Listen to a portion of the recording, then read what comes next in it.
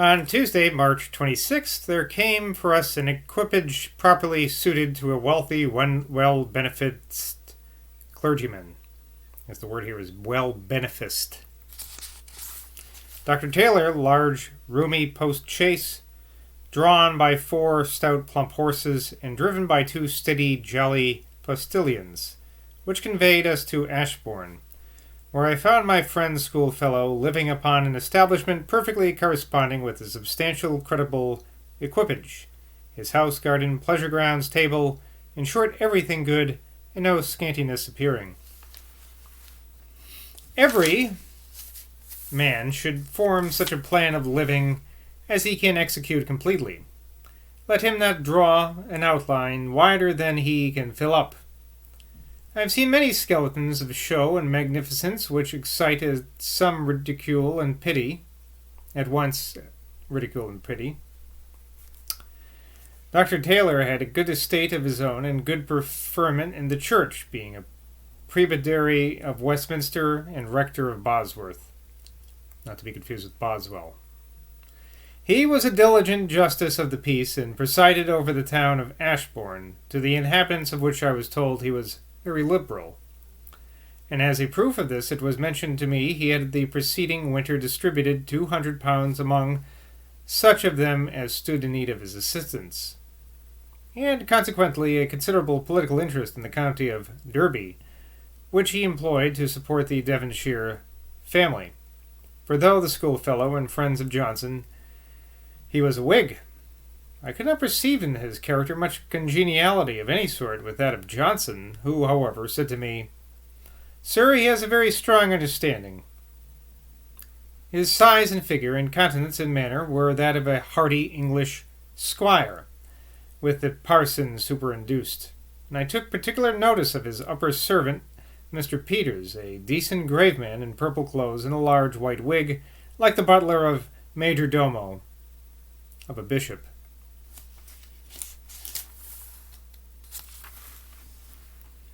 Dr. Johnson and Dr. Taylor met with great cordiality, and Johnson soon gave him the same sad account of their schoolfellow Congreve that he had given to Mr. Hector, adding a remark of such a moment to the rational conduct of a man in the decline of life that it deserves to be imprinted upon every mind. Quote, "There is nothing against which an old man should be so much upon his guard as putting himself to nurse." Unquote. Innumerable have been the melancholy instances of men once distinguished for firmness, resolution, and spirit, who in their latter days have been governed like children by interested female artifice. Dr. Taylor commended a physician who was known to him, and Dr. Johnson said, "I fight many battles for him, as many people in the country dislike him." Johnson said, "But you should consider, sir, that by every one of your victories he is a loser, for every man of whom you get the better will be very angry, and will resolve not to employ him, whereas if people get the better of you in argument about him, they'll think, 'We'll send for Dr. Blank none the less.'" This was an observation deep and sure in human nature. The footnote here tells us this doctor is Dr. Butter.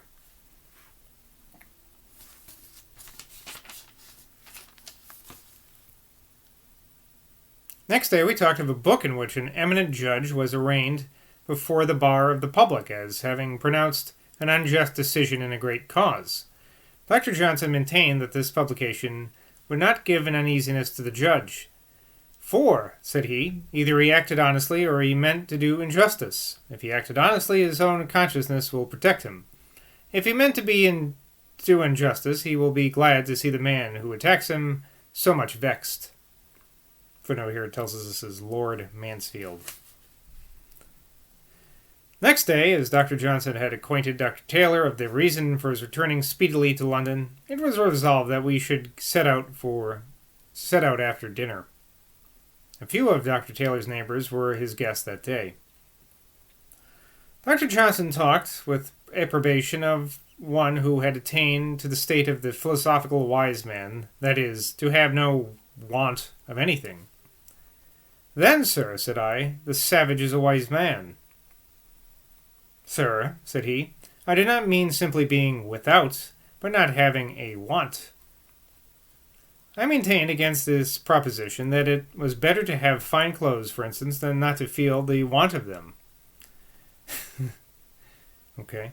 Johnson said, "No, sir, fine clothes are good only as they supply the want of other means of procuring respect. Was Charles XII, think you, less respected for his coarse blue coat and black stock? And you find the King of Prussia dresses plain because the dignity of his character is sufficient." I here brought myself into a scrape, for I heedlessly said, "Would not you, sir, be the better for velvet and embroidery?" Johnson said, "Sir, you put an end to all argument when you introduce your opponent himself. Have you no better manners? Where is your want?" I apologized by saying I had mentioned him as an instance of one who wanted as little of as any man in the world, and yet perhaps might receive some additional luster from dress. Faux pas there, Boswell. Having left Ashbourne in the evening, we stopped to change horses at Derby, and availed ourselves of a moment to enjoy the conversation of my countryman, Dr. Butter, was the guy they were talking about on the other page, then physician there. He was in great indignation because Lord Montserrat's bill for a Scotch militia had been lost. Dr. Johnson was as violent against it. "I am glad," said he, "that Parliament has had the spirit to throw it out. You wanted to take advantage of the timidity of our scoundrels," meaning, I suppose, the ministry. It may be observed that he used the epithet scoundrel very commonly, not quite in the sense in which it is generally understood, but as a strong term of disapprobation, as when he abruptly answered Mrs. Thrale, who had asked him how he did, "Ready to become a scoundrel, madame. With a little more spoiling you will, I think, make me a complete rascal." He meant easy to become a capricious and self-indulgent valedictorian, a character for which I have heard him express great disgust. Johnson had with him upon this jaunt Il Parmarino di Igni Lettere, a romance praised by Cervantes, but did not like it much. He said he read it for the language, by way of preparation for his Italian expedition. We lay this night at Loughborough. On Thursday, March 28th, we pursued our journey. I mentioned that old Mr. Sheridan complained of the ingratitude of Mr. Wedderburn and General Fraser, who had been much obliged to him when they were young Scotchmen entering upon life in England. Johnson said, "Why, sir, a man is very apt to complain of the ingratitude of those who have risen far above him. A man who, when he gets into a higher sphere, into other habits of life, cannot keep up all his former connections. Then, sir, those who knew him formerly upon a level with themselves may think that they ought still to be treated as on a level, which cannot be. And an acquaintance in a former situation may bring out things which it would be very disagreeable to have mentioned before higher company, though perhaps everybody knows of them." He placed this subject in a new light to me, and showed that a man who had risen in the world must not be condemned too harshly for being distant of former acquaintance, even though he may have been much obliged to them. It is no doubt to be wished that a proper degree of attention should be shown by great men to their early friends, but if either from obtuse insensibility to difference of situation, or of presumptuous forwardness, which will not submit even to an exterior observance of it, the dignity of high place cannot be preserved when they are admitted into the company of those raised above the state of their in which they once were. Encroachment must be repelled, and the kinder feelings sacrificed. To one of the very fortunate persons whom I have mentioned, namely Mr. Wedderburn, now Lord Loughborough, I must do the justice to relate that I have been assured by another early acquaintance of his, old Mr. Macklin, who assisted him in improving his pronunciation, that he had found him very grateful.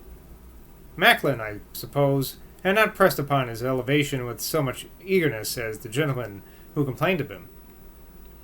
Dr. Johnson's remark as to the jealousy entertained of our friends who rise far above us is certainly very just, By this was withered the early friendship between Charles Townshend and Akenside, and many similar instances might be adduced.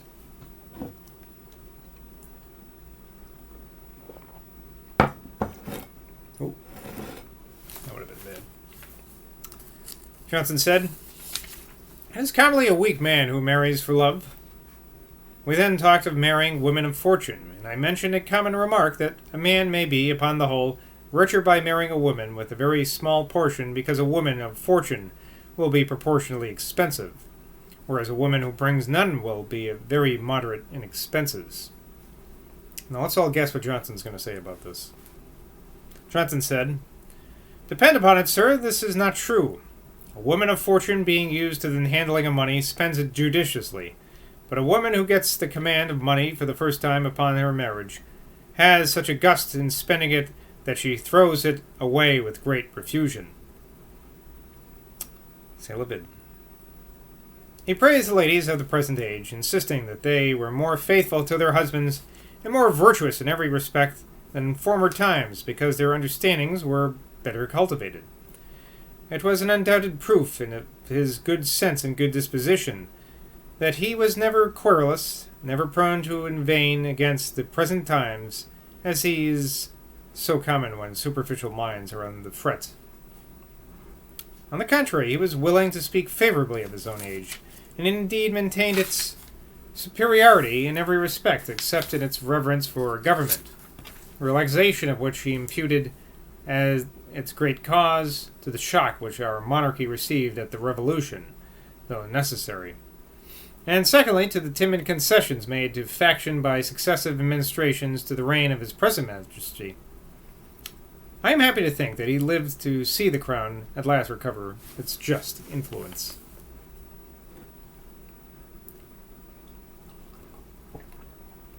I don't know much about British history, but I know what madness of King George is going on right now, right? At Leicester? Is that what it is? Leicester. We read in the newspaper that Dr. James was dead. I thought that the death of an old schoolfellow and one with whom he had lived a good deal in London would have affected my fellow traveller much, but he only said, "Ah, poor Jamie." Afterwards, however, when we were in the chaise, he said, with more tenderness, "Sir, I set out on this jaunt.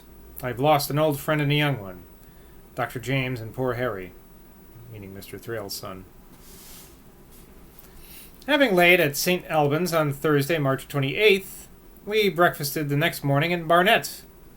I expressed to him a weakness of mind which I could not help, and an easy apprehension that my wife and children, who were at great distance from me, might perhaps be ill. "Sir," said he, "consider how foolish you would think it in them to be apprehensive that you are ill." This sudden turn relieved me for the moment, but I afterwards perceived it to be an ingenious fallacy.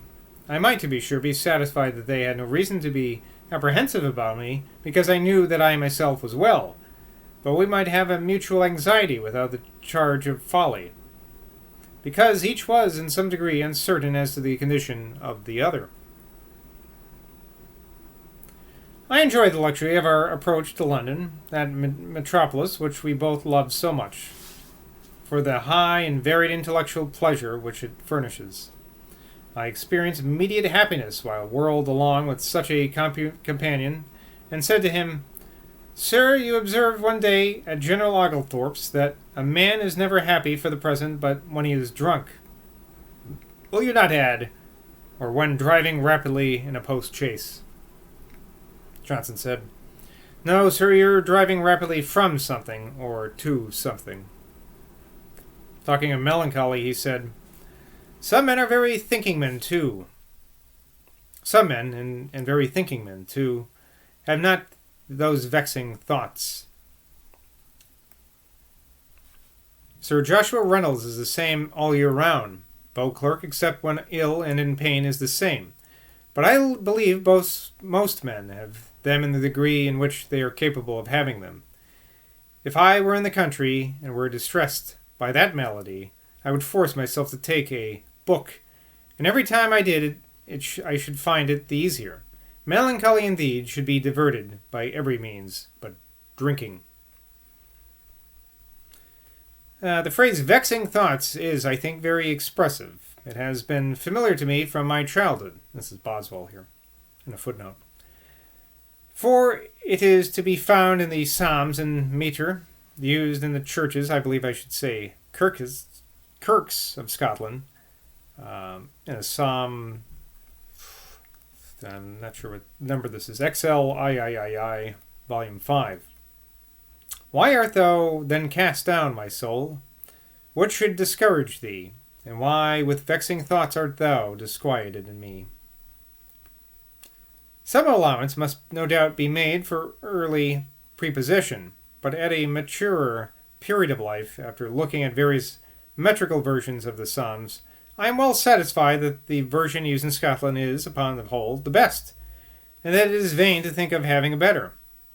It has in general a simplicity and unction of sacred poesy, and in many parts its transfusion is admirable. We stopped at Messrs. Dilly's, booksellers in the Poultry, from whence he hurried away in a hackney coach to Mr. Thrale's in the Borough. I called at his house in the evening, having promised to acquaint Mrs. Williams of his safe return, when, to my surprise, I found him sitting with her at tea, and, as I thought, not in a very good humour, for it seems when he had got to Mr. Thrale's, he found the coach was at the door waiting to carry Mr. and Mrs. Thrale, Mrs. Thrale and Miss Thrale, and Signor Baretti, their Italian master, to Bath. This was not showing the attention which might have been expected to the guide, philosopher, and friend, the Imlac who had hastened from the country to console a distressed mother, who he understood was very anxious for his return. They had, I found, without ceremony, proceeded on their intended journey. I was glad to understand from him that it was still resolved that his tour to Italy with Mr. and Mrs. Thrale should take place, of which he had entertained some doubt on account of the loss which they had suffered, and his doubts afterwards proved to be well founded. He observed, indeed, very justly, that their loss was an additional reasoning for their going abroad, and if it had not been fixed that he should have been one of the party, he would force them out. But he would not advise them unless his advice was asked, lest they might suspect that he recommended what he wished on his own account.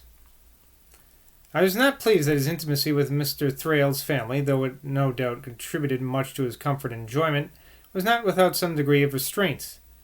Not, as he had been grossly suggested, that it was required of him as a task to talk for the entertainment of them and their company, but that he was not quite at his ease, which, however, might partly be owing to his own honest pride, the dignity of mind which is always jealous of appearing too compliant.